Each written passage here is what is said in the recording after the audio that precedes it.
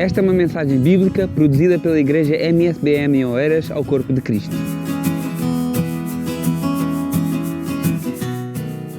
Há um profeta na Bíblia que tem uma história bem interessante. É o chamado profeta Oséias.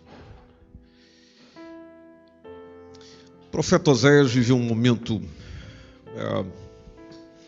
digamos que intrigante, porque o profeta Oséias foi convidado a personificar a mensagem que ele pregava.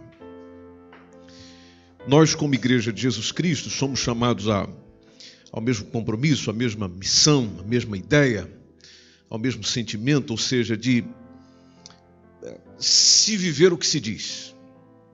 Aliás, uma das coisas das quais as pessoas mais apontam o dedo para a igreja e diz, olha, isso está errado nela, é justamente a discordância entre o que se diz e o que se faz.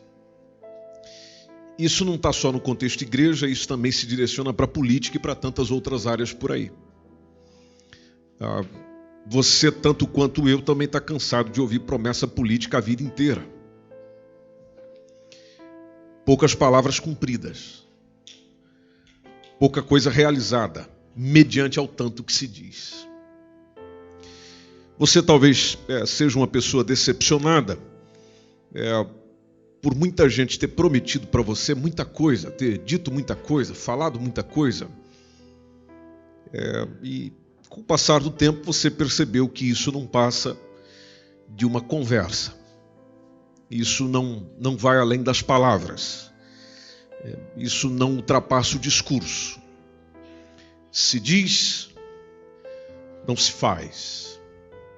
Se anuncia, não se realiza. Se promete, não se cumpre. Aliás, é complicado quando olhamos para os nossos dias e vemos uma dificuldade, tanto da nossa parte quanto de qualquer outra pessoa, de cumprir o que prometeu, no mínimo. Um dia, por exemplo, você que é casado, chegou diante do altar, olhou para sua esposa, olhou para o seu esposo e prometeu a ele ou a ela fidelidade, amor, cuidado, compreensão, zelo. Você disse, eu vou cuidar de você. Na doença, lembra desse dia? Na saúde, quando você tiver dinheiro, quando você não tiver dinheiro, quando tudo estiver bem, ou quando tudo estiver mal, conta comigo.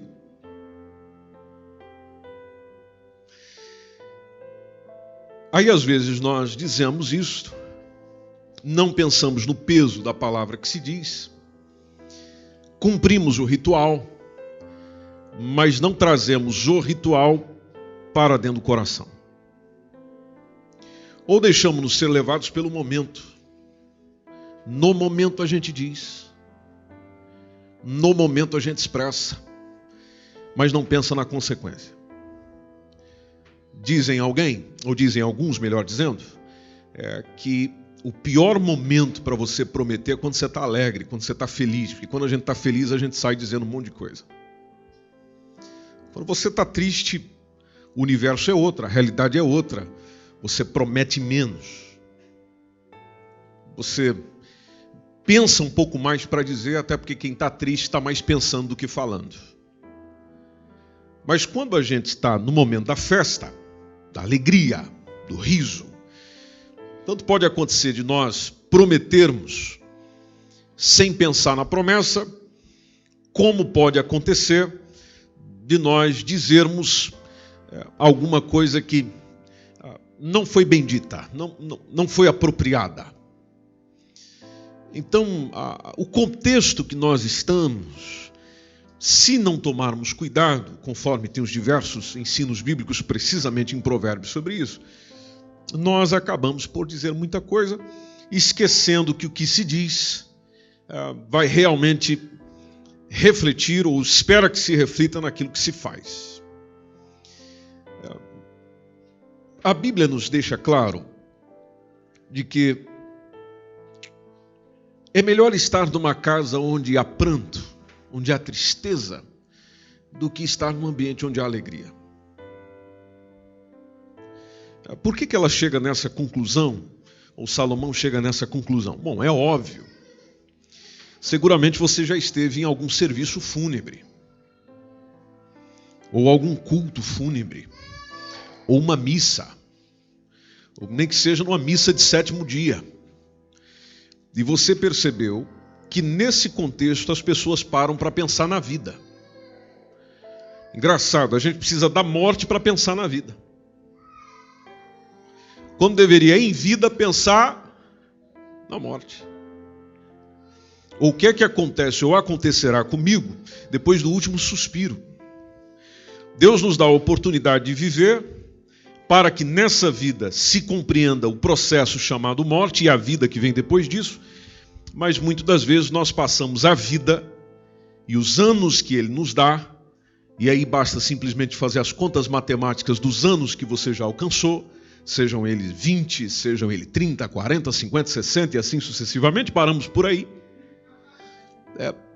de ver, poxa vida, eu já vivi esse tempo, esses anos, se eu somar em dias, ou se eu colocar essas horas, esses dias, esses anos, e deixar em dias, veja quantos dias de oportunidade para que eu pensasse naquilo que continua ou naquilo que prossegue, segundo o próprio ensino do Evangelho, após essa vida que eu estou vivendo.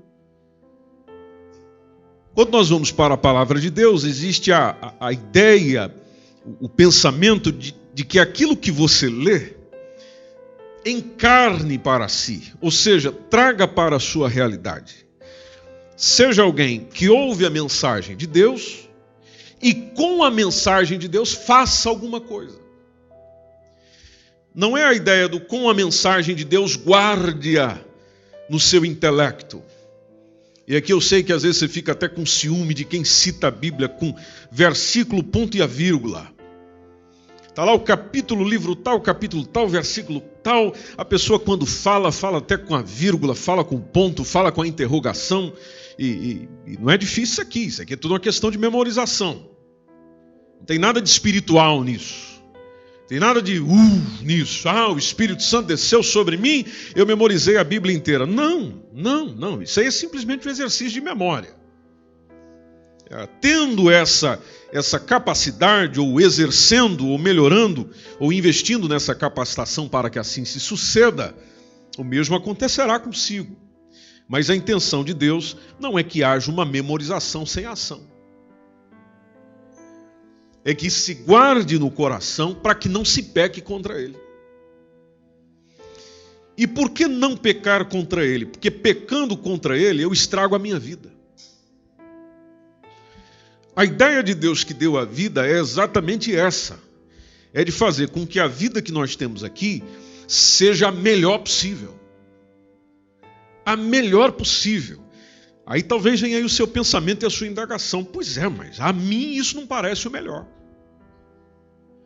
Não parece o melhor pela realidade que eu estou vivendo, a circunstância que eu estou vivendo, as provocações que eu estou tendo, as crises que eu estou atravessando.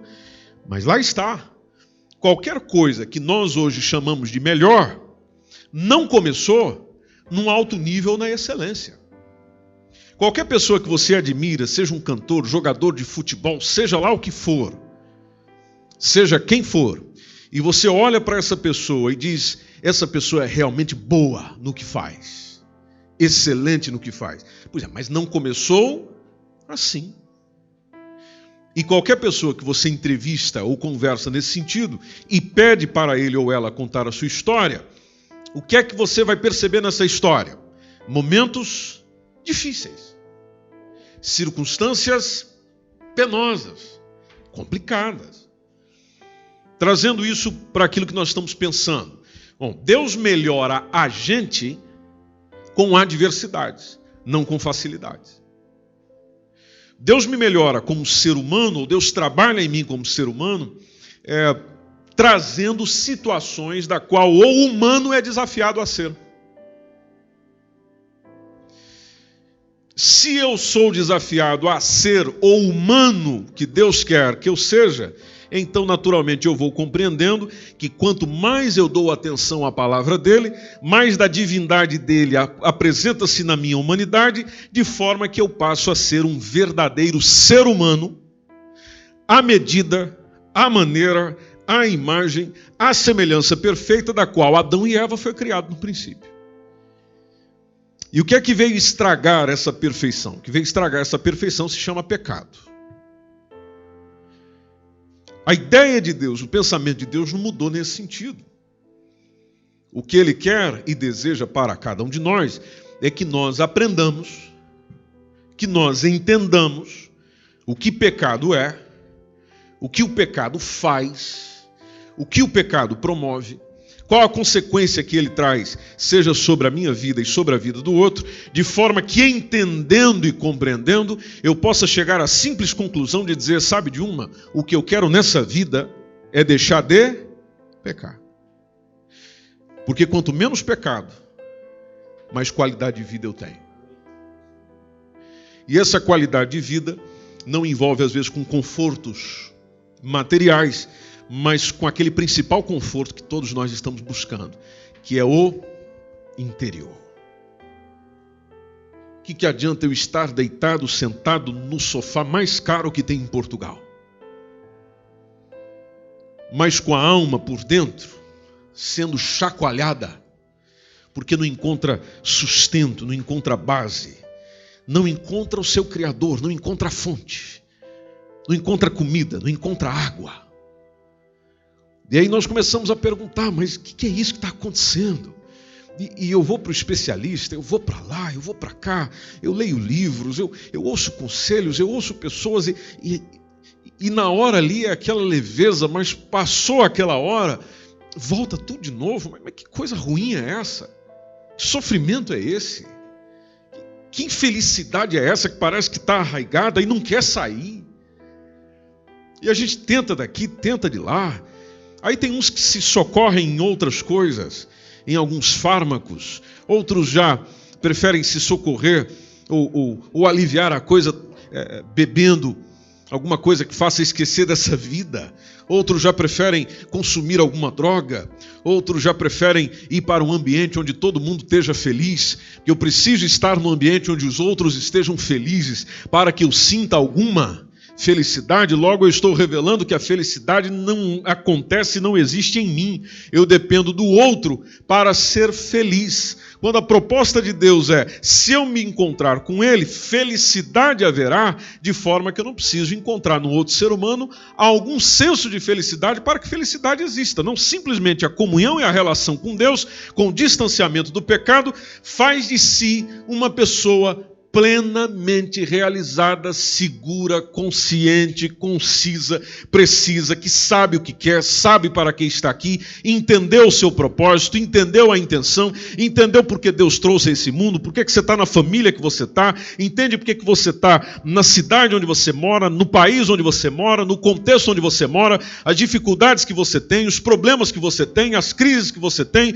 as aflições que você tem, também as alegrias que você tem, o gozo que tem, o privilégio que tem e todas as demais coisas que, olhando para o panorama geral, você entende tudo com um propósito perfeito.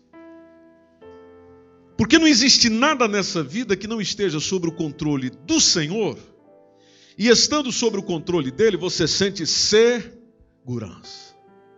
Se você veio para esse culto, por exemplo, com transporte público, você veio se sentindo seguro, porque veio confiando no condutor. Se você veio para esse culto de boleia com alguém, você veio em paz, acho eu, confiando no condutor ou na condutora. Se você é o condutor, se você é a condutora, você, se não veio confiando em si mesmo, veio confiando pelo menos no carro que você estava a conduzir, que ele teria condições de trazê-lo aqui. Veja, não tem como viver sem confiança. Nem que seja uma confiança desconfiada, mas existe sempre um elemento, uma participação de confiança. E para a vida a gente precisa disso. Mas confiar em quem? Confiar em quem? Para quem olharei e direi, neste está a minha confiança? Bom, a resposta bíblica é: no homem é que não dá. Porque o versículo do meio da Bíblia, se você dividir a Bíblia no meio e falar, eu vou ler o versículo que fica exatamente no meinho dela, é a metade dela. Sabe o que a gente tem? Se eu não me engano, depois você pode conferir essa semana, é o Salmo 118:8. Vamos ver o que diz esse texto? Quem pode ler para nós, por favor? É melhor refugiar-se no Senhor do que confiar no homem. É melhor. Você faz bem. Você faz melhor. Se confiar em quem? No Senhor. É melhor confiar no Senhor do que confiar nos homens. As nossas decepções nunca virão do Senhor. Porque como é que você vai se decepcionar com a melhor pessoa que existe? Não tem como. As nossas decepções acontecem por causa dos homens. E ainda existe aquela situação de o homem confiar em si mesmo. Bom, Jeremias nos lembra que maldito é o homem que confia no homem. E esse confia no homem, dessa vez, não é só o outro, ou pensando apenas no outro, é pensando em si mesmo. O que isso tem a ver com Oséias? Bom, voltando para o profeta Oséias, que na verdade a gente nem leu, então a gente nem está voltando lá, agora que nós estamos indo para lá. O profeta Oséias, ele viveu um contexto, uma realidade, e esse contexto trouxe uma circunstância para a vida dele bem desafiante, que era uma geração, um povo que estava bem, o povo era próspero, ou seja, então o povo de Israel nesse tempo, 8º século antes de Cristo, eles estavam vivendo bem, havia prosperidade, a terra ia bem, as coisas vão bem, obrigado. Mas esse povo estava se apodrecendo. E o apodrecimento tem a ver justamente com a área espiritual. Apodrecendo por causa do quê? Por causa da idolatria. Outro probleminha que o pessoal a quem Oséias falou tinha, que era a imoralidade e a injustiça. Então Oséias está profetizando para um público que tinha a ação de cultuar ídolos, de oferecer culto a ídolos, tinha ausência de moralidade. É um tempo muito semelhante ao que nós estamos vivendo hoje em dia, um despudor, uma indecência contínua e regular. E também as pessoas eram injustas, a justiça faltava, logo todo mundo violava os direitos do outro. Se partirmos do princípio de que justiça é dar a cada um o que é devido, então no contexto de Oséias isso não acontecia. Ele está vivendo nos últimos anos do reino de Israel, o povo estava em séculos de pecado, a história que é muito interessante, é muito emocionante de se estudar, séculos de pecado, o povo já estava chegando ao fim, não era por falta de aviso, não era por falta de recomendação, não era por falta de dizer, não era por falta de falar, não era por falta de aconselhar, não era falta de palavra, não era falta de conhecimento, era falta de prática. A falta da prática denota ou chama para a infidelidade. Aliás, a gente só começa a ser infiel nas nossas relações, sejam elas conjugais, conjugal, melhor dizendo, espiritual, profissional. Elas começam a acontecer quando existe já no nosso coração um encaminhamento para a infidelidade. Ou seja, eu vou abrindo mão, eu vou esquecendo. Se não vou esquecendo, pelo menos na memória ou na mente, vou esquecendo na prática, de que há um compromisso que eu assumi ali.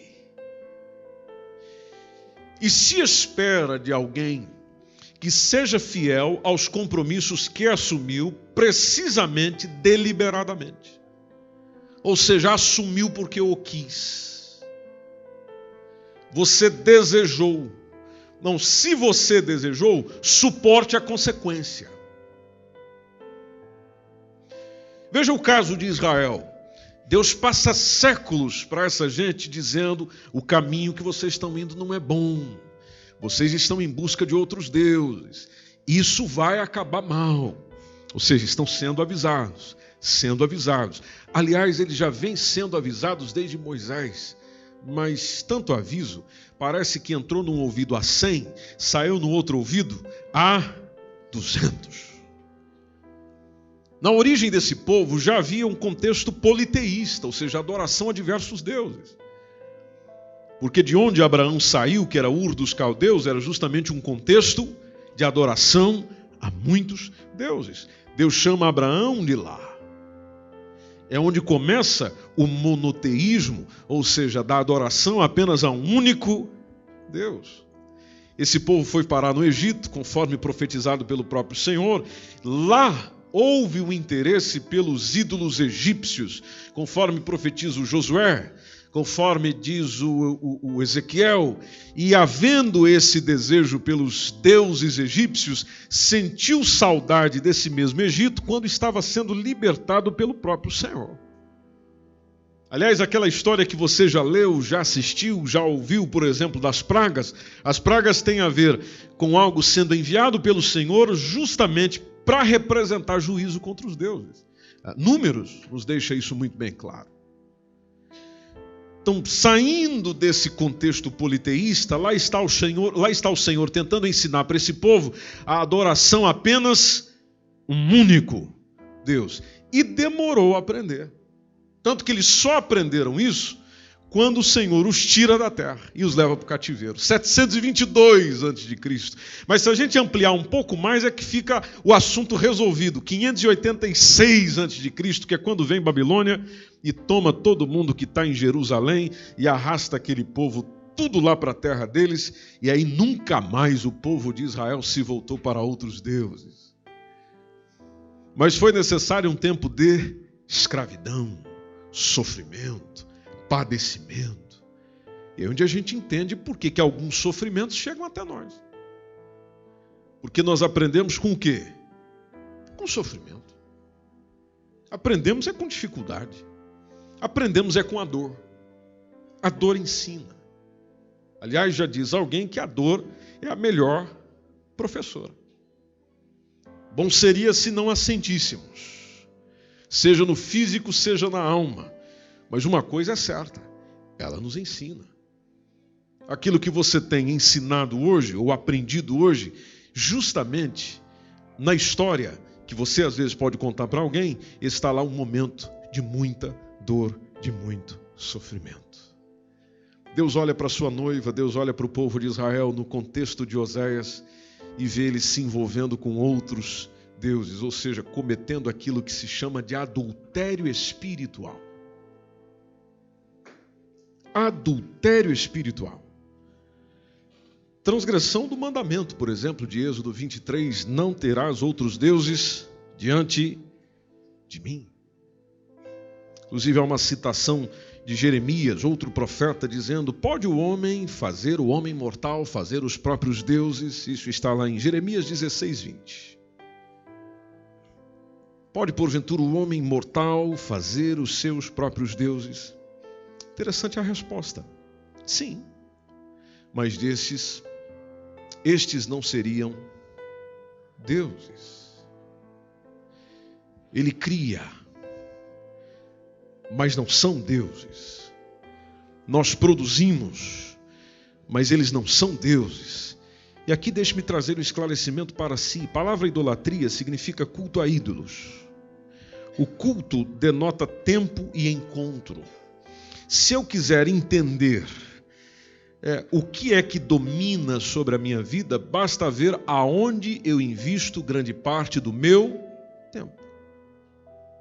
Dinheiro, recursos, atenção, foco, Aquilo que eu tenho dentro dessas categorias é onde demonstra claramente, seja para mim ou seja para outrem, onde está a minha atenção, quem é o meu Deus, quem é que me conduz, quem é que me guia, quem é que me dirige. E o livro de Oséias, talvez mais do que qualquer outro do Velho Testamento, vai expondo o coração de Deus. Deus abre o coração e vai dizendo para aquela gente, para aquele povo, para aquele grupo, o que é que eles estavam fazendo. Às vezes na igreja eu sei que a palavra que é ministrada, a palavra que é dita, a palavra que é pregada, incomoda, confronta, bate de frente com a gente. Mas nós precisamos disso. Nós precisamos disso. E é melhor ainda quando vem de um Deus que nos ama. De um Deus que está falando com a gente, mas não é porque quer o nosso mal. Não, é porque quer o nosso bem. Ninguém disciplina, e se é que disciplina com amor, querendo o mal do outro. Querendo que a vida do outro se torne um inferno, se torne pior. Não, ninguém quer isso. Ninguém que ama verdadeiramente como Deus ama, quer isso. Por isso o que Ele nos diz, o que Ele nos ministra, o que Ele nos fala, seja quando você abre a sua Bíblia em casa ou ouve a palavra de Deus de alguma forma, é para o nosso bem. O que nós temos que atentar? Nós temos que atentar para este livro maravilhoso que tem na sua mão, porque até o texto de 2 Pedro 1:21 nos deixa bem claro que jamais a profecia teve origem na vontade humana. Ou seja, aquilo que está escrito não foi escrito porque um homem quis, um homem desejou. Não, diz que homens santos falaram da parte de Deus e fizeram isso orientados pelo Espírito Santo. Por isso que Jesus deixou bem claro que aquele que ouve as minhas palavras e as pratica, é semelhante. Ele é como? É igual a uma casa que ela, por estar construída sobre a rocha, tudo que vem contra ela é a mesma coisa que nada. Ela não sai do seu lugar. Sabe o que foi desafiante para o Oséias? Isso está no versículo 2 do capítulo 1. Desafiante para o Oséias foi quando o Senhor disse para ele: Oséias, você vai tomar uma mulher de prostituição. Em outras palavras, ele disse: você vai casar com uma prostituta. Tem gente que bota a mão na cabeça e diz: como é que isso é possível? Logo, Deus que sempre incentiva a pureza no casamento. Logo, Deus que naturalmente chama a nossa atenção, dizendo para não nos envolvermos com a prostituição. Como é que ele pede isso para um profeta dele? As interpretações desse texto, se você for estudar, elas variam. Tem gente que vai chegar e vai dizer que ele pegou uma mulher adúltera e que se casou, literalmente, conforme está no texto. Outros vão aplicar que ela tinha uma tendência ao adultério, ou seja, era uma mulher da qual ele se casou, que fazia parte de uma família envolvida na prostituição. Aí ela adultera depois do casamento com ele, mas até casar era simplesmente uma mulher casta.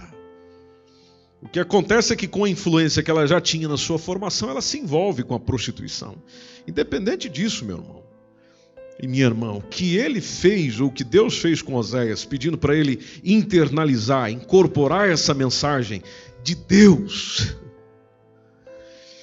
para ser transmitida aos seus ouvintes, para ser transmitida a Israel, envolvendo a formação da sua própria família, é desafiante para qualquer um.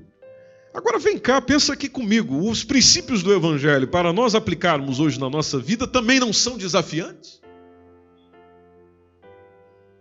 Não chega ao nível do Oséias, mas é desafiante aplicá-lo, viver. É desafiante a gente até desenvolver o Mateus 5,37. Que diz o quê? Seja o vosso falar, sim, E aí, repete. Sim. Não. Não. O que passa disso? Ou seja, quando ficar dando muita explicação, pode ser de procedência maligna. E isso é uma grande verdade do Evangelho, que se você começar a aplicar no seu dia a dia, você vai ver que bênção para a sua língua. E que bênção para aquilo que você planta. Porque palavras são sementes. Então, quando eu estou falando, estou também semeando. Vocês já ouviram aquela, acho eu. Enquanto a palavra está aí dentro, ela é sua escrava. Depois que você a proferiu, você é escravo dela.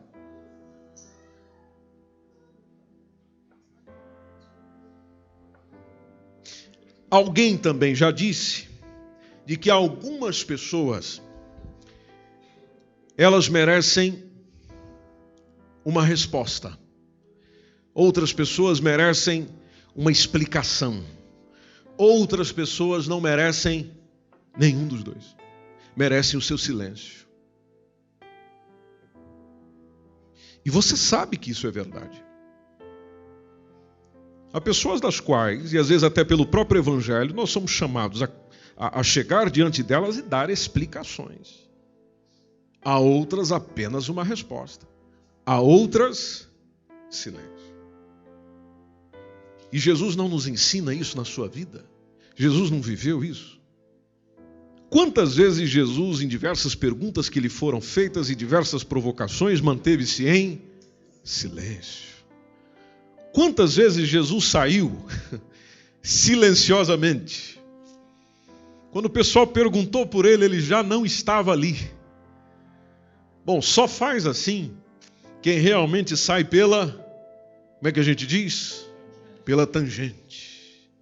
E quem sai pela tangente não sai dizendo, eu não fico mais aqui, eu estou saindo daqui, dá licença, dá licença. Não, ele saiu em silêncio. Talvez daquele jeitinho que eu imagino, dando aquela curvadinha assim, ó, para não atrapalhar a visão de ninguém, e sair. Por quê? Porque ele não tinha resposta para dar? Porque ele não tinha explicação para dar? Ele tinha que ser mais inteligente do que ele. Agora, tem pessoas que não merecem palavra nenhuma. Porque o silêncio, às vezes, é a melhor resposta. É a melhor resposta. Agora, a gente aguenta? Nem todos nós. E às vezes confundimos que o silêncio temporário tem que ser o silêncio contínuo. Esquecemos outro princípio bíblico conhecidíssimo, de que há o tempo de falar e tempo de se calar. Não quer dizer que eu esteja em silêncio agora, que estarei em silêncio para sempre. A mesma coisa entendendo a benignidade, a tolerância, a longanimidade de Deus para com a gente. Não é porque Ele não tenha efetuado, às vezes, alguma condenação que a gente espera que Ele faça sobre alguém até o presente momento, que Ele não vá fazer isso. Que Ele não tenha realizado alguma coisa até o presente momento do qual nós gostaríamos que fosse realizado, que Ele não vá fazer isso. É a mesma coisa do povo de Israel. Lá está por séculos diversos profetas, não só Oséias, chamando o povo ao arrependimento. Eu amo vocês. Por que vocês fazem isso comigo? Por que vocês adulteram comigo? Aliás, comigo não, contra mim. Por que vocês estão fazendo isso? Voltem o coração para mim. Venham ter comigo. Lá está sempre o chamado de Deus. O povo de Israel não ouviu. As consequências foram terríveis. Aí quando você lê a história de Oséias, você fica a pensar, e aí, o casamento? Bom, do casamento vieram filhos. No nome dos filhos haviam significados, e sempre os significados relacionados à mensagem que Deus tinha para o povo de Israel. Inclusive vieram filhos que pelo texto nos dá a entender que não eram de Oséias. A mulher, por causa da sua prostituição, teve outros filhos e Oséias ainda assumiu os meninos. Deus não despreza os meninos, usa os meninos para dar o nome relativo à mensagem que ele queria transmitir. Mensagem chamativa, radical, como essa da vida de Oséias. Você olha o contexto do todo da história, você fica a pensar, e aí, o povo ouviu? Bom, eu creio que alguns sim. A grande maioria, não. A grande maioria, não. Meu convite para si hoje, nessa noite de domingo, e aqui eu começo a encerrar a nossa conversa. Faça diferente daquilo que às vezes você tem feito até agora. Você já tem ouvido o Evangelho há anos. Você sabe de muita coisa. Você tem condição de pregar melhor do que eu. Tem condição aqui de pegar esse microfone e falar ainda com mais excelência do que eu estou dizendo. Meu convite para si é por que você não pega isso que você sabe e pratica? Daquilo que o Evangelho de Cristo chama você para ter, para ser, para viver, e mesmo que a vida não esteja favorável para ter e para viver, que se viva. Ou seja, radicalizar consigo mesmo. Se fizeres isso, o que é que vai acontecer?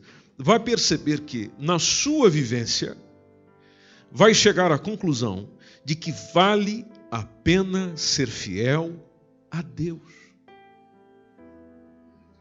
Vale a pena ser fiel a Deus.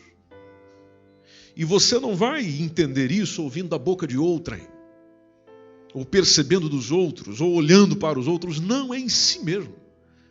Onde as coisas vão acontecendo naturalmente. As coisas vão fluindo naturalmente.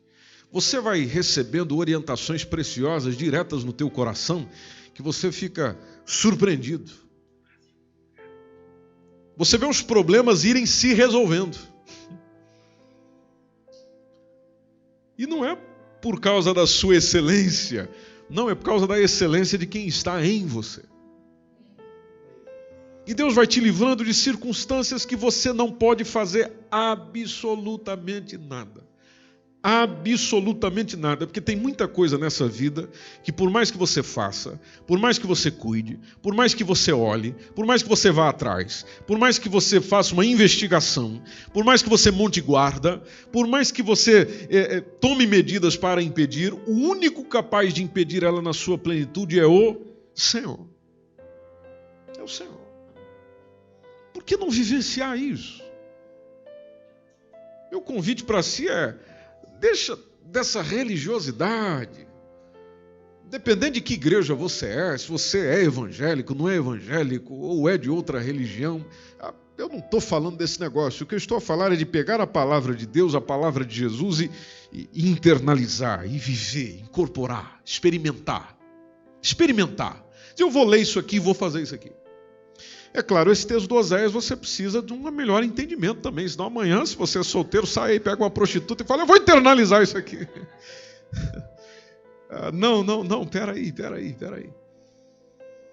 O Antigo Testamento você tem que ler com muito cuidado. E não esqueça que interpretando o Antigo existe o Novo. Então não é leia e já vamos. Não, leia, entenda. Lembra daquela pergunta do Filipe ao eunuco dizendo: você entende o que lê? Você está entendendo o que você está lendo? A resposta foi fantástica. Como é que eu vou entender se ninguém me explica? Talvez essa seja a sua resposta. Mas para a sua resposta tem uma outra pergunta. E quem disse a você que não existe pessoas para explicar? Todo culto, a palavra está sendo explicada. Na escola dominical, você acha que nós vem aqui fazer o quê? Tomar o cafezinho da Adriana? Também. Mas nós nos reunimos aqui todo domingo de manhã para ter a palavra explicada. O pessoal aí se reúne, estou dizendo aqui o contexto da nossa igreja, obviamente, como você viu nos avisos. O pessoal se reúne segunda-feira aqui na sala do IBADEP para ter a palavra explicada. Terça-feira a gente vem aqui, ora 30 minutos, depois dos outros 30 minutos nós caminhamos pela palavra explicada. A palavra está sendo explicada.